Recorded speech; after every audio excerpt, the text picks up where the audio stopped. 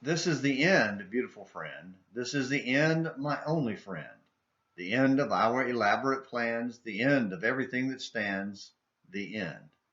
The song, The End, was initially written by Jim Morrison to lament his breakup with a girlfriend, but grew into an anthem about loss and death. It was first released in 1967, just 4 years before Jim came to the end of his life. He was a mere 27 years old when he died, probably from a heroin overdose. But it wasn't the end. Jim lives on, and not just in the minds and hearts of those moved by his music. His soul lives on in eternity. So will yours and mine when our time here on earth comes to the end. What matters is where we will live in eternity. Morning Minutes in the Bible on An American Missionary has come to the end of our study of Amos. It has been a bleak, dismal book, filled with declarations of coming sorrow and suffering as the prosperous days of Israel were about to come to the end.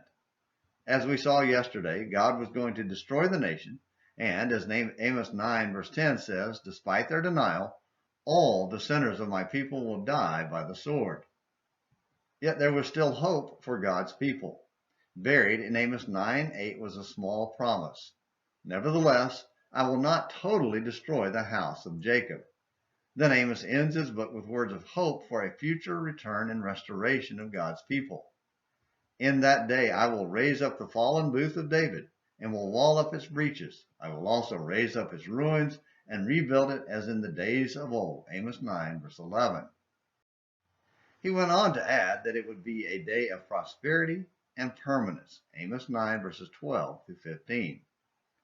Though using physical illustrations, Amos was speaking of a greater and everlasting eternal restoration.